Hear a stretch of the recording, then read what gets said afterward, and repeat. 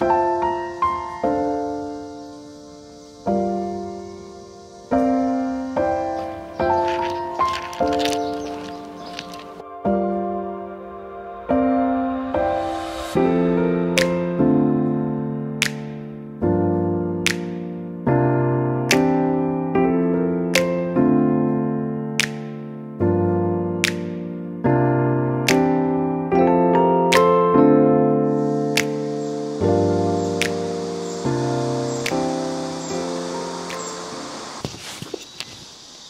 chào mọi người, mình đang ở Jeonju, một thành phố nằm ở phía tây nam của Hàn Quốc.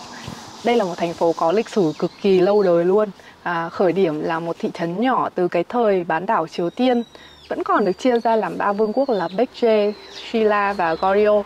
Nếu mà bạn nào hay xem phim cổ trang Hàn Quốc thì chắc nghe mấy cái tên này khá là quen thuộc nhỉ. Sau đó Jeonju trở thành thủ phủ của triều đại hậu Baekje vào những năm 1100. Và về sau thì mặc dù không còn là thủ đô nữa, nhưng dưới thời Joseon thì Jeonju vẫn được coi là một trung tâm tinh thần, là quê hương tổ tiên của triều đại Joseon. Bởi vì hoàng tộc của Joseon xuất phát ở đây, vị vua đầu tiên Thái tổ Joseon là hoàng đế Lee Seong-ge cũng đã được sinh ra ở chính Jeonju này. Hiện tại thì Jeonju vẫn gìn giữ được khoảng gần 800 ngôi nhà hanok truyền thống và là làng hanok đẹp nhất ở Hàn Quốc, được UNESCO công nhận là di sản văn hóa thế giới. Lúc mà mình đến một cái là cảm giác bầu không khí ở đây nó đã rất là hoài niệm, rất là bình yên rồi. Ngày xưa thì một căn hanok sẽ thường được chia làm các gian khác nhau, đặc biệt là để phân chia giữa nam và nữ. Vì ngày xưa thì nam nữ thì phải sống riêng tách biệt nhau ra. Và ở Jeonju này thì người ta đã bảo tồn được những cái căn nhà hanok từ những căn 3-4 gian của người dân thường cho đến những cái căn mà lên đến 99 gian của giới quý tộc phong kiến ngày xưa luôn. Đỉnh cực.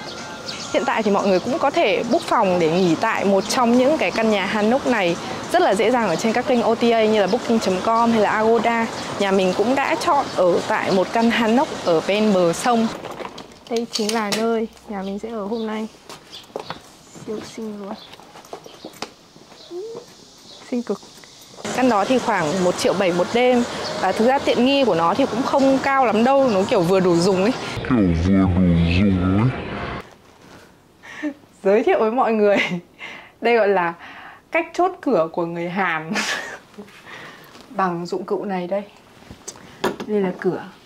Ấy, tay nắm nha. Khóa cửa thì bằng cách nào? Vào đây. Chìa vào đây. Ta-da! Nhưng mà trải nghiệm một đêm cũng khá là hay. Thử xem nha. 네. 한국에 오면 되겠는데. 그래. 저거로 가져오니까.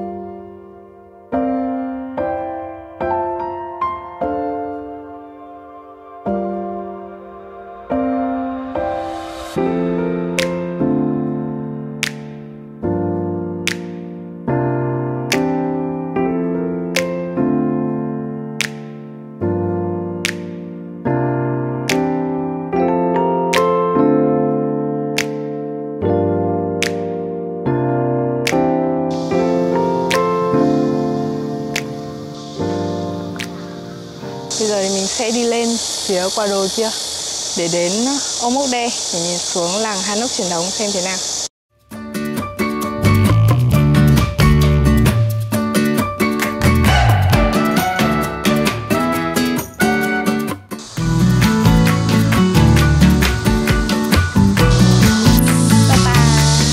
Địa điểm mình đang đứng là Omokdae. Trong truyền thuyết là ở đây sẽ có một cái view cực đỉnh xuống làng hanok. Nhưng mà không hiểu sao mình nhìn quanh không thấy cái view đấy đâu. Thì toàn cây là cây.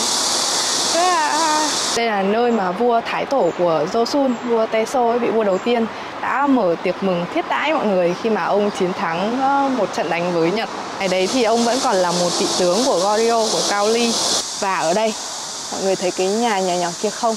Thì ở đấy có một tấm bia đá khắc chữ viết của vua Gojong, là vị vua cuối cùng của triều đại Joseon. Vị vua đầu tiên đã sinh ra ở đây và rồi vị vua cuối cùng lại trở lại đây.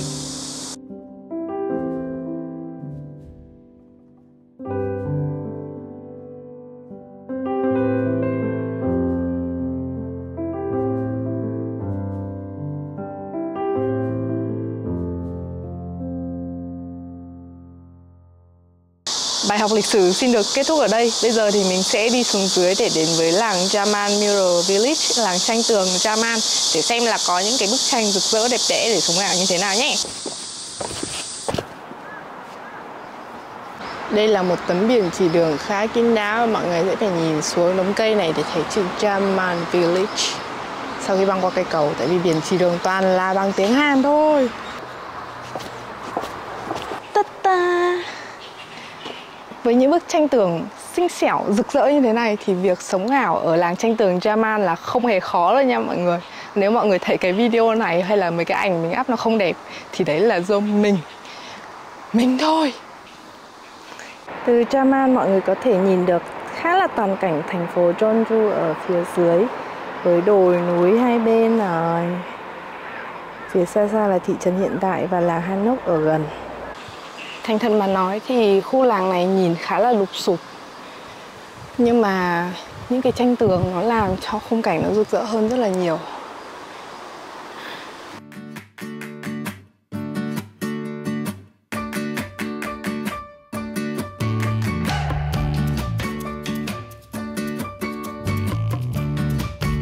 Ngày xưa thì là thủ phủ của họ Baekje, về sau là trung tâm tinh thần của thời Joseon.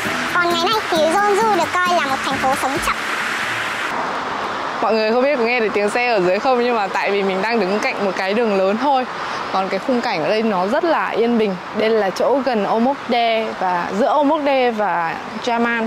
Với cái không gian văn hóa cũng như là những cái lịch sử đang được gìn giữ thì UNESCO đã công nhận Jeonju là một thành phố sáng tạo về nghệ thuật và ẩm thực. Nên là cái mục tiêu số 1 của mình khi mà đến với Jeonju chính là thử món bibimbap kim trộn Hàn Quốc. Đây là nơi khai sinh ra món bibimbap thì phải, hoặc ít nhất thì nó cũng là nơi mà có món bibimbap nổi tiếng nhất Hàn Quốc luôn.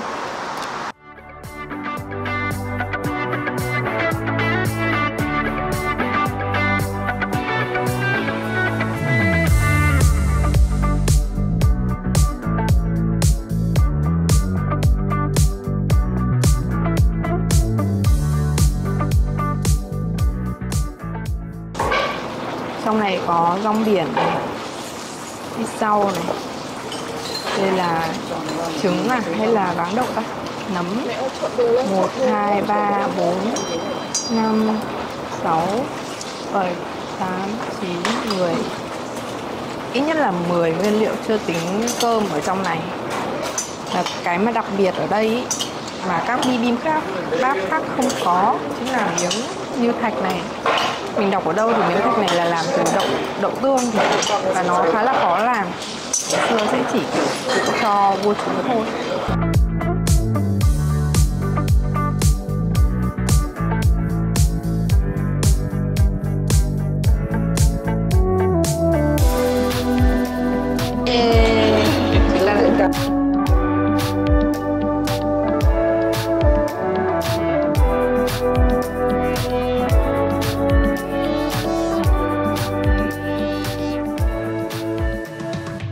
Mẹ với Quỳnh Anh ăn vặt nhiều quá nên là không đói. Còn bây giờ thì mình sẽ ra ăn mì ở một quán mì mình thấy trên Google Maps nó ghi là Veteran, nhưng mà không biết là có phải quán mì quân đội không, chắc là không đâu.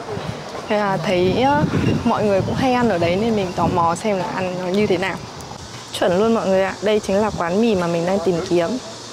Được bán mì, họ đã bán mì từ năm 1977 theo như nó ở đây. Và nó có tên là Veteran.